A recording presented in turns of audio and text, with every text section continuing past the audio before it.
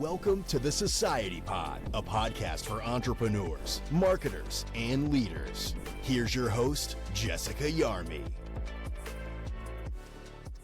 Hey there, everybody. Welcome to this week's episode of the Society Pod. My guest today has been in the fitness industry for the past 15 years and then the technology space for many years before that. And now he's merged those two worlds into his current role as founder and CEO of Sweatworks, which is a product-focused digital agency supporting the health and fitness industry. Welcome to the show, Mohammed Iqbal. Thank you for having me on, Jessica. And I think, congratulations on the podcast. I really appreciate you having me on. I just love podcasting as a medium because I think you've done such a good job. You've been on so many podcasts. We've had you on ours. It's a way for people to get to know you. And now I'm sure just like you've got such a great social media presence. When you go out to meet people and you go out to conferences, you were definitely doing the personal branding thing way before me. But when I now go to these conferences, one thing that I noticed, and I just came back from being active in Sydney, people just come up to you and they talk to you like they know you. They understand your voice. They understand what you're thinking about. I just love this form of talking to people and hopefully sharing something informative. I totally agree. You're in the hundreds on Lifts. How many Lifts podcasts have you done? We're actually not. We are, I think, at 55. It seems like it's a lot. It shows up as the hundreds because we've got a little team that does a lot of the editing and the production. We slice up the podcast into sometimes smaller bite-sized pieces. So we take a larger episode and we might cut it up. So it seems like we're in the hundreds, but we actually have done only about 54 episodes. We try to do an episode a week. I think we're probably averaging about 3 a month right now. I think you guys do a great job. And I love the format also for the content. But then I do also love it just from a standpoint of the people coming up to you where it's just like relationship acceleration, where they feel like they know you and, oh my gosh, you are exactly what you sound like on your videos. And I think sometimes also knowing your opinions on things and kind of where you stand, it's almost like a warm intro when you're talking to someone, and that comfort level and the trust that you build, it's so important in relationships. So much of what we do in business, and this is probably in other industries too, but so much of it is on integrity, it's on relationships. And when they can hear you or they've seen you, they understand you a little bit. So I feel like you still have to build a relationship, but I feel like you're starting from a much better place. 1000%. And there's so much of business that right now is just coming through LinkedIn and coming in through the fact that people see you and see me on LinkedIn doing things like in the space. I get so many inquiries on random things that you would never expect, but just because I'm out there kind of on a regular basis. I gave a kind of general introduction for you, but how do you introduce yourself? You're involved in so many different things. I founded Sweatworks, and you said I've been in the industry for 15 years. It's actually been 13 years.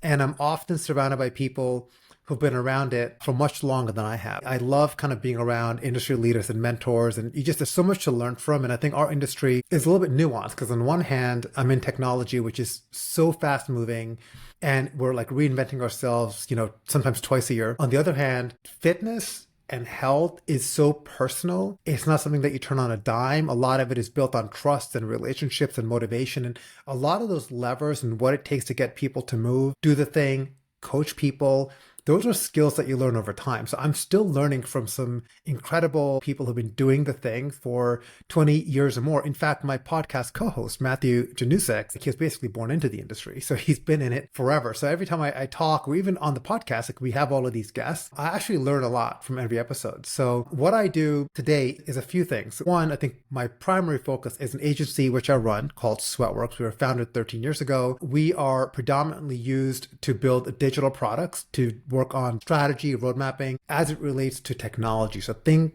of things like in-studio experiences, in-club experiences, mobile apps, content, wearable applications, wearable integrations. More recently, in the last, I'd say in 2024, and we can speak a bit more about this, but half of our work, maybe a little bit more, we're primarily focused on two areas, AI and GLP-1, and how that is going to impact the user journey.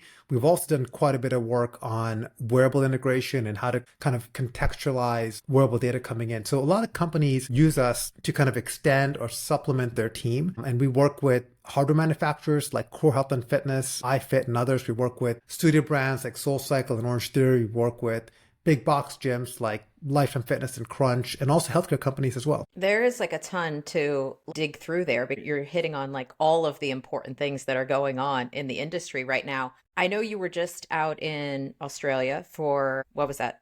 The iFit conference? Which It was conference was the it out there? Beyond Active conference, yeah, in Sydney. Beyond Active. Like, what are the things that are being talked about in Australia? And do you see them being like, are there parallels to what we're talking about here in the US? Yes and no. I think Australia, one, is such a wonder. Sydney is an incredible city. So I always tell people it's like one of my top 5 cities in the world. I wish it wasn't so far away, but whenever I'm there, I love it. Everything from the people, the food, the culture, the weather, all of it is just incredible. It's also the east coast of Australia. If you go a couple hours north, there's a part called the Gold Coast of Australia, has really become an innovation hub for fitness. There's so many incredible boutique concepts. Obviously, you know about BFT, you know about F45, you kind of hear about Strong Pilates and others. Like you hear about some of the brands that make it over the ocean here to the US or to Europe. What you don't see is all the other innovative kind of brands that happen in Australia. So it's a culture, maybe it's the sun, the beaches and all that, but they think about health and wellness. It's kind of like a core part of their identity, I feel like. And it's really no different than parts of our country, you know, when you're in Miami or LA or New York, where kind of wellness is really kind of ingrained into society. I think Australia, at least these parts of Australia, Melbourne, Sydney, Brisbane, the Gold Coast, are all like that. A couple of things that I've noticed coming out of it is, one, Pilates, you know, as a modality, it's just everywhere. I mean, it literally is everywhere. I worked out at a couple of gyms there, one being Virgin Active. They had 2 studios. They had yoga and Pilates, and like that was it. Here, you may see boxing, you may see spinning, you may see other things hit. So Pilates, I feel like, is almost an essential studio when you're in Australia. And then you also have boutique Pilates studios that are out there. You have on-demand Pilates studios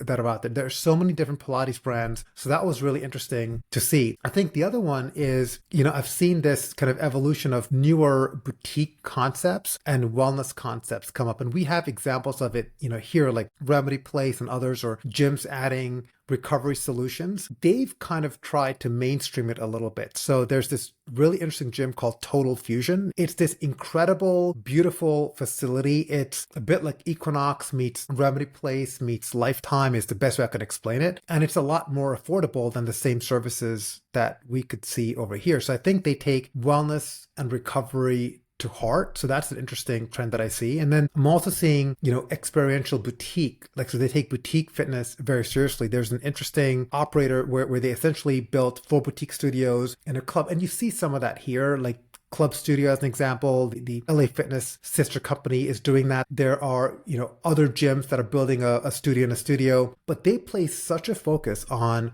the hospitality element. I'm sure some of that is cultural. And then really on the experiential element, when I think we take a more tactical approach, we're thinking more about the modality. We're thinking more about like if there's tech involved, and it's more raw. There's a sense of refinement and tact in how they're dealing with boutique that kind of brings you back to the roots of boutique, which is it's all about the personal connection. It's all about the experience. You know, looking at SoulCycle, like back in the day, now a lot of people do it, but they would do the same grapefruit scented candle at every studio. Those little touch points matter. And I feel like Australia kind of focuses on that, right? They have a really pure focus on that. So it's kind of similar to here, but with a different twist. The Pilates tie-in is fascinating. And I do work with Body Bar Pilates and Studio Pilates. And obviously with my background, I get a lot of questions about Pilates in the US and like at what point is it saturated? I think that's a hysterical question, because if you look at places like Australia, or if you even just look at the consumer in the US and the adoption in the US, and you know it still skews so far female,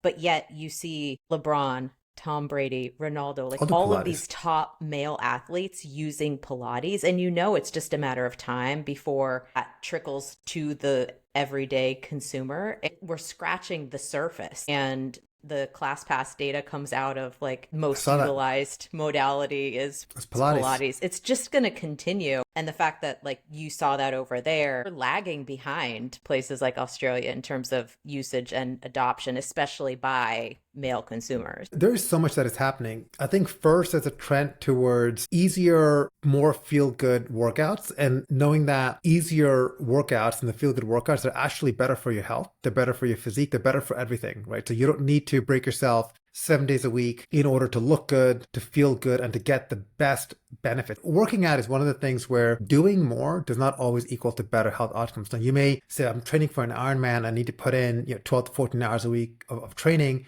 and that's fine to accomplish the goal. But it's actually not best for your health. So one, there's this consumer awareness that's happening around health where you don't need to be doing HIIT 5 days a week in order to have a six pack or in order to feel great or to get all the benefits of a healthy lifestyle. You could do HIIT once a week or twice a week. It's kind of how I incorporate HIIT training in my own workout schedule. And Pilates is one of the things where you could actually do it every day. And it's a bit like walking. I think there's an awareness of those two things. One, you don't need to break yourself to build yourself, right? You could really do it in a healthy, meaningful way. And then the second is the benefit of Pilates. Part of the reason is Pilates in a lot of ways has been inaccessible. So I just think about, I grew up in northern New Jersey in the 90s and the 2000s. I don't remember seeing a single Pilates studio. I think the first time I actually saw a Pilates studio was maybe when I was in my 20s. I was going to Equinox, I was living in the city. I saw this thing, the door was locked, it was kind of shelved off, his private session is very inaccessible. Now, it's a lot more accessible. Club Pilates, did it in a really big way. You've got some other brands. SLT, who's owned by your good friend, has done some things. So that's grown. But you've also seen the modality used in different ways. And what I've learned, and I do Pilates about once a week, there's so many forms of Pilates. So when I was in New Zealand, I did Strong Pilates, who's one of our clients who we work with. It's not really Pilates. They're using a reformer to do some Pilates movements, but it's really a HIIT workout or a flow workout. Then you have Solid Core, who's based less than a mile away from where I'm sitting now in Arlington, Virginia. I'm surrounded by Solid Core because this is like their home base. That is a great workout. It's high energy. I love it. But it's also really not Pilates in the truest sense of what that is. Then you've got the more purest form of Pilates. Then you've got ball-based Pilates, mat-based Pilates. And a lot of these influencers are coming out who have Pilates background and they're applying that to more accessible modalities. Even P-Vault has a lot of Pilates-based principles behind it. So looking at the modality, I think it's going through its maturity phase. To your point, Jessica, it's in its infancy. And it's almost like running, right? You could put on a pair of sneakers. Those same sneakers you can use to walk, you can use to do a 5K, you can use to do a track workout, you can run a marathon, you could do a half, you could use it for a triathlon. There's all these ways to use sneakers. And to me, we're just in the early stages of figuring that out. I do believe that Pilates and Pilates-based principles, because we're also in the early stages of clinical studies and research on all the benefits of it. Consumers are getting more educated and they're learning about it. So I think the growth is going to be there. I totally agree. You kind of stay on the forefront of bowlers running through the fitness industry. And we can talk a little bit about the Solid Core deal that happened this past year. But in addition to the Solid Core deal, what other news stories did you see this past year that kind of caught your eye, or are as you're looking back at this past year that you're like, oh, that was a big deal for the fitness industry as a whole? We put together for our portfolio brands that we work with, we always do an end of year recaps. This is where I kind of go in and we do an hour-long presentation. And I'm looking at the list now. The first item I have is mergers and acquisitions. That's the first trend which I've seen. And we could start with the Solid Core deal, which happened relatively, in the back half of the year. L Catterton acquired Solid Core from VMG and some other partners. It was a pretty good turn for Solid Core. I mean, they sold for over 600 million. It wasn't what they were expecting, which is around 850 million, but still a very good return for their investors and something that you don't always see in the category. When you compare that to recent news for another one of our clients, which is Orange Theory Fitness and Honors Holdings, and this is on the data that we are recording this, filed for bankruptcy, which is one of the largest franchise operators. And then you wonder why. And at the same time, Barry's Bootcamp, who is also in the market, did not transact, and they've kind of pulled back again from a sales process. And I do get asked these questions, why would a Solid Core work and these other ones are failing?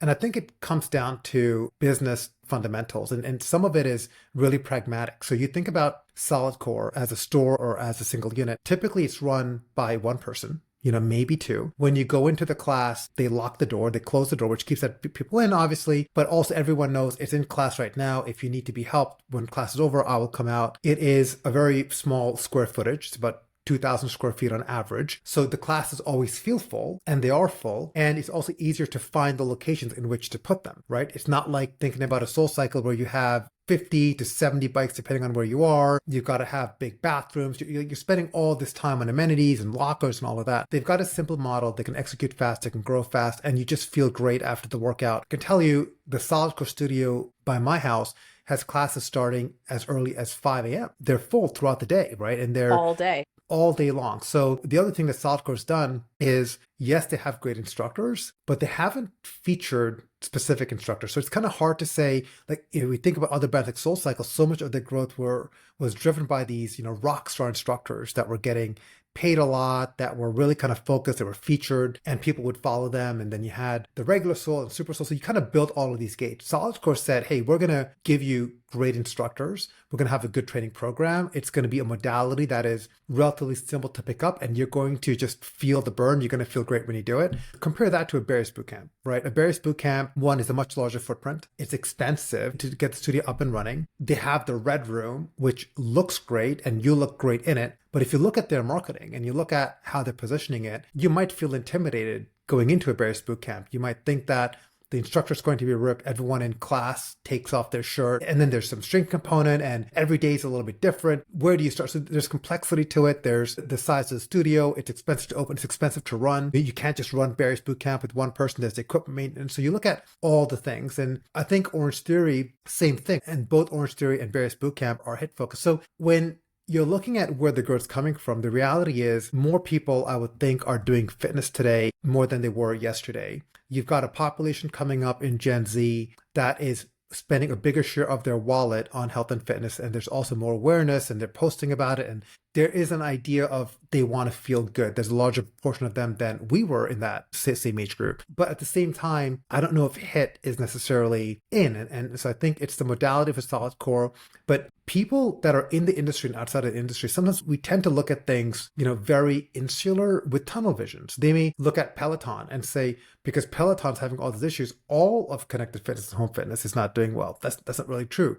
They may look at an Orange Theory or Barry's and say, oh, because they're struggling, or SoulCycle, that boutique fitness is over. That's not true either. And SolidCore is a really good example of that. So I think mergers and acquisitions is one that we've seen come back. And there's a couple of reasons for that. I mean, one is the fact that it is just more expensive to do business today. Everything from CAC, which is, the cost of acquisition, to retention, to just getting eyeballs and engagement is getting more difficult because we as consumers are increasingly more fragmented. So you need bigger budgets. Unless you're hyper local and building a strong community, if you are a regional brand, national or global, you need to achieve scale. And that takes a significant investment. So it's getting harder for brands to achieve that. And so you're seeing more of these mergers happen. So I think this year has been the largest year for deal flow in the last 4 or 5 years, which is a wonderful thing for the industry. The second thing that you're seeing is capital is flowing back into the industry, which I'm also excited about. And yeah, I've had an opportunity, I think by the end of the year, to have kind of worked on 6 different projects, which is the most I've ever done in any given year. That is a very good trend heading into the new year. We like deal flow and we like capital coming into the fitness industry. Are there companies that you're looking at that are well positioned heading into 2025? That's a really good question. Obviously, my perspective and purview is going to be limited to what I know. So I don't know everything, but I have somewhat of a pulse. I am on the digital fitness side. Ladder, who's a company I've had a chance to advise on the investment side, I think it's doing some really innovative things when it comes to acquisition and how they're thinking about digital. So they're one of the few brands that have really grown as a percentage of growth, the highest in terms of subscribers over the last couple of years. And they recently received and raised a $16 million, I think $15 million Series B round from 2 partners, and also $90 million from GC for acquisition. I think what they're doing well, a lot of it kind of goes back to the fitness roots, which I was talking about earlier, which is they built a product that focuses on community. Right? So you're able to join and do a journey with a group of your peers, someone that you relate with. You have a coach that's going to give you a workout to do for the week. So you're kind of doing it asynchronously, which is how people kind of like to work. It's not for everybody. And they've built a really great engagement platform. And I think from an acquisition perspective, they've unlocked something very special on TikTok and social media acquisitions. I'm excited to see what Ladder's going to do. And taking to the connected front from a tech perspective, I'm curious about Peloton. They're announcing a new CEO who is starting in the first of the year.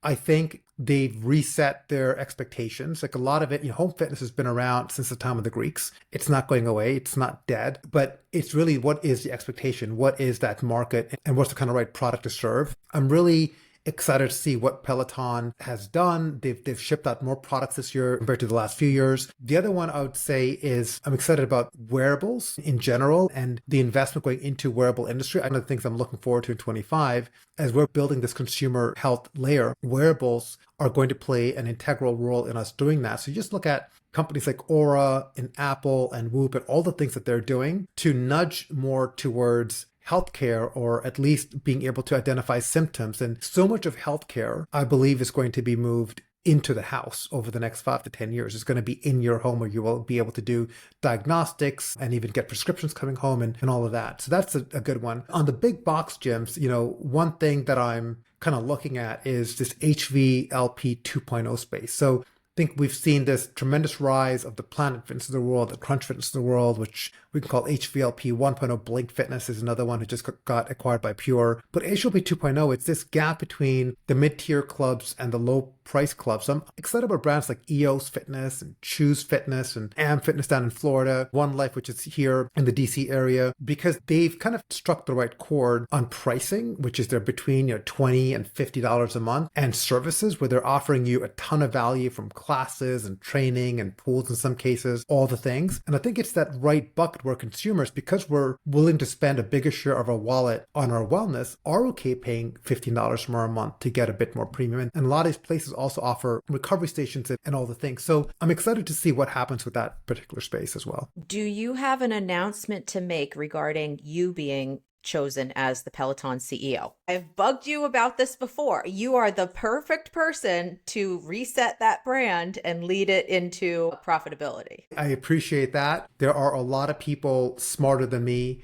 who are going to be at the helm of doing that. I've got a great and close relationship with the executive team over at Peloton, and I think that they're going to do some wonderful things. But I think I'm best seated looking at it from the outside. I mean, contributing however I can to their success, but really looking at it from the outside. Now, I think what I'm really busy working on is back to the M&A activity. There are some really exciting opportunities happening. A lot in women's health and women's tech. There's a lot of consolidation happening on the hardware side, both on commercial hardware and also in at-home hardware. There's some mergers happening there. So I think I'm excited to see some of that. But I think between December and January, probably 10 to 14 deals happen across the world in this industry. But other than that, busy. It's the end of the year, kind of supporting my team. We have a lot of end of year initiatives with, iFit and Lifetime and Orange Theory, a couple of Pilates brands like Your Reformer, and a lot of that kind of stuff that's been keeping me really busy. All right. Well, we'll let you slack off on the CEO role for now. Just for now, I'm going to come back to it. I'm going to keep on bugging you about it. I liked the call out of Ladder because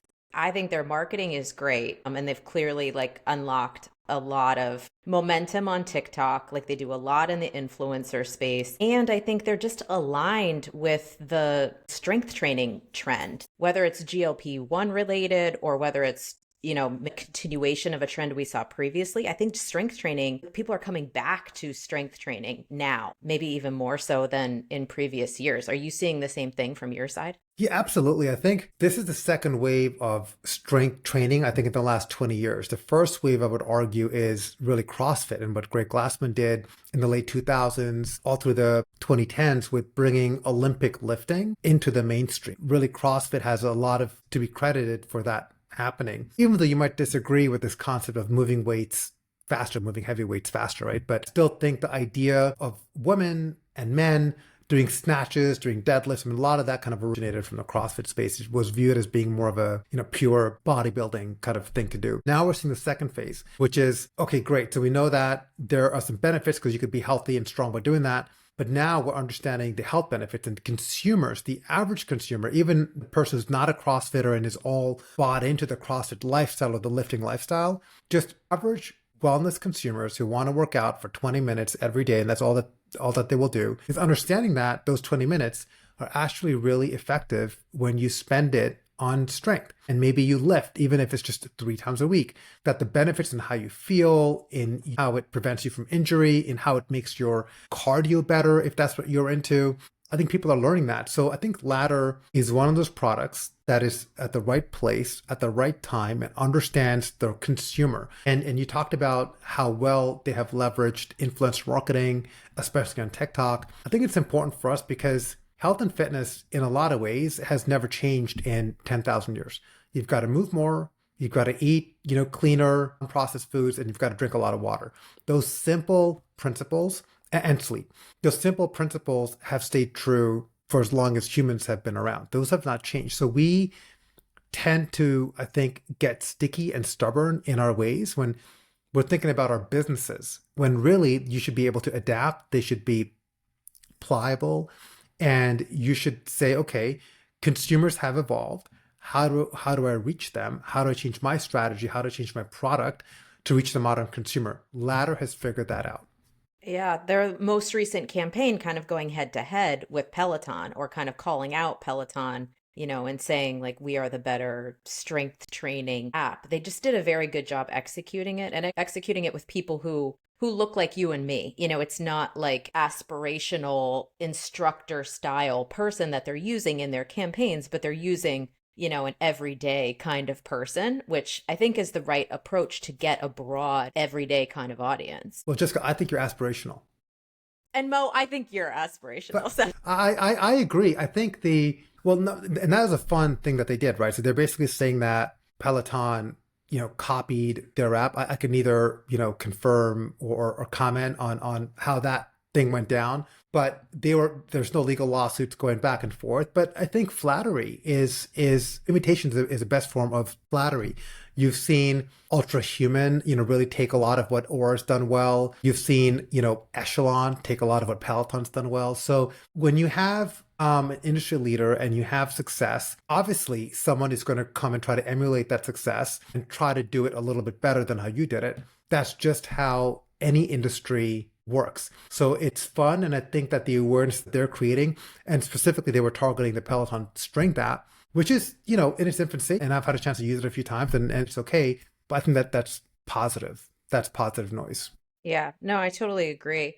I want to pivot a little bit to you and to your background, just because you've done so many big things in the industry. What would you say is the greatest lesson that you've learned as you've built and exited multiple companies? I think I would say that, failure is really tough. And as leaders, you hear that it is lonely at the top. And I truly believe that, right? I think, that's why my network is with so many other leaders like yourself, because it's hard for people to understand, nor should you expect people in your team or your family or your friends to sometimes understand and appreciate really what you're going through. I mean, there are, as entrepreneurs, as executives, there are some really, really dark times. And I think one of the biggest lessons I could give to someone who is an aspirational entrepreneur or is an entrepreneur or an executive is reach out to your peers for advice.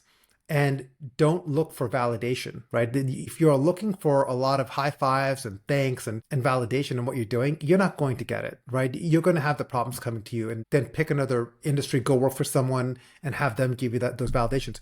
When you're at the top, you're going to be dealing with problems. And when you do a good job, no one's going to come and give you a high five, and that's okay. And the other thing I would say is do something that is truly fulfilling, because there are going to be more challenging days than there are going to be days where you can celebrate. And even the days that you have to celebrate, I mean, Jessica, I'm sure you can relate, when you have a great thing happen, on that day, there are 10 other things you're thinking about that you need to do. Like, we don't have the luxury of having the space or the time to celebrate. But I always make sure that even though that may not happen, for me, that my team and others who should be enjoying the celebration, you give them that. So something that I could do better is I could probably do a better job in communication. Like, I've heard that feedback, from my wife, from my employees, just talk more. And I think you may think people understand you, but they probably don't understand you, and they're too afraid to come and ask you. So over communicate. You can never under communicate, I think, when you're an executive.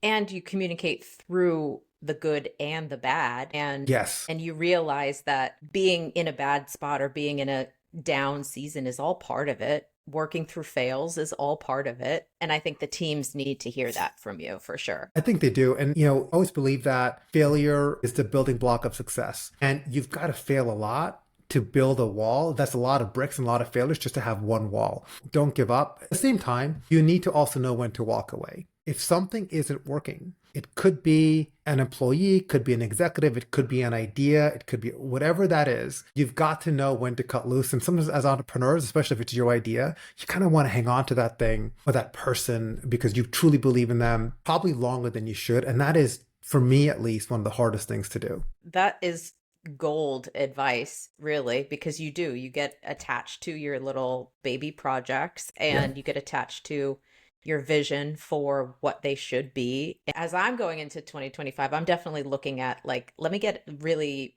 tight on my process and loose on my destination, because you never know where you might end up, and it might be in a better place than you're envisioning as a goal. Do you have any resolutions that you want to share with us for 2025? Any resolutions? I mean, this is one I don't know if it's a resolution as it is much of an acceptance, which is I have 3 kids. I've got 2 young girls and a 15-year-old son, and my girls are 5 and 2. And I also run a business. I have a couple of businesses. I'm an advisor. I'm a husband. Like I do all the things. But I also have like personal goals, and I'm 44 and wanted a couple of things. I wanted to do an Ironman, which I've never done. And I wanted to run a sub-3 marathon, which I've gotten very close to. I've done a 3:04. I've never broken 3 hours. And I'm always like, this year I'm going to do it. This year I'm going to do it. And what I've learned, and I'm sure, Jessica, you can relate to this, but when you hit 30, you hit 40, I don't know what it is when you hit 40, but like something changes emotionally, mentally, physically, all the things. Maybe it's the stresses of life. I don't know. You can't recover as quickly. You don't build fitness as quickly. So every year for the last couple of years, I said, this year, I'm going to do that sub-3-hour marathon. This year, I'm going to be in better shape than when I'm 35. And now I'm just like, okay, why? I feel phenomenal. I could do a lot of things. I'm healthy. I've got good things going. When the time is right for me to achieve those goals, I'm going to do it. So really my goal this year is to not have a goal in 25. It's not to put that extra pressure on myself because I'm happy. I'm content with where I'm at right now. Well, and life and balance is so important. And for you, I could imagine where you have multiple companies, multiple advisor kind of roles, it's impossible to balance all of that plus parenthood. You know, all you can do is like, let me just do the best I can every day. And you don't need to stack a sub-3 marathon on top of all of that. I mean, that's like hyper ambitious without the marathon, let alone like add the marathon into the mix. No, that's right. So now I'm just focused on feeling good. So I have spent more time definitely kind of experimenting on a couple of things. I'll try a new supplement, try a new wearable. I'll try changing my eating or drinking. I still have not done the no alcohol thing for a month. Have you done that? Have you like cut out alcohol for a month? Has it been good? I'm pretty close to alcohol free at this point. Completely alcohol free. Yeah, that's a lot of people now. Every now and then I will go out. And so I can't like say I am completely alcohol free, but I've noticed, and I think it ties to the recovery, even 2 drinks, the next day my workout sucks, my sleep sucks that night. And so then it just creates a cycle. So you start to be like protective of your routine and the cycle, like, and getting into like, okay, here's my cycle of good. And I really try not to break out of that because it takes a lot to like rein it back in. It does. And you know what works, right? You know what works. And you know, you enjoy a couple of drinks. You're not going to be as focused. You end up watching TV too late. You go to bed at midnight. You wake up at 5:30 or 6 and you don't feel great. Like you just don't feel great. So you definitely know that it works. I'm not a big drinker. I have maybe 3 to 4 drinks a week. Some weeks I don't drink at all. But I do think that it would be good to take a month. And you know, to be honest, Jessica, I might have done it. I might have had a month where I haven't had a drink because I'm just not a big drinker. And in our world, one thing I'm really glad seeing in our industry, and you've probably seen this, is when we go to dinners and meetings and things like that, sometimes there's like no alcohol at all. Nobody drinks. Everyone is fine. Like you don't, that pressure or that, hey, I'm going to, have a drink and okay, you have a drink is gone. People are making healthier choices. And I think that's helping everyone. I think we absolutely need to lead by example. And you're definitely somebody in the industry who leads by example. So thank you for everything that you do for the industry. And we've covered a lot of ground today. Is there anything that's top of mind with you that we have not covered? I really appreciate being on. Really looking forward to 2025. There's so much innovation that's happening both in building this consumer layer for healthcare to what else is GLP-1 going to do to the growth of Pilates. I am just, incredibly kind of excited because we've become mainstream, right? Wellness went from a niche thing in the 70s to kind of something that weird people do on the weekends to now where everyone is doing it. I mean, my son who's 15 follows Andrew Huberman. Everyone is invested as a society. So I truly think that, we're at this incredible time. I totally agree. I think there's so much opportunity in the industry. The sky is the limit, and we all have to do it holistically healthy instead of going into some of the extremes like we tend to do. Thank you for everything that you do for the industry. Thank you for your leadership in the industry, for sharing your brain power with the industry. So this is a lot of fun, Jessica. Thank you for being on this week's episode of the Society Pod. We hope you enjoyed this episode of the Society Pod.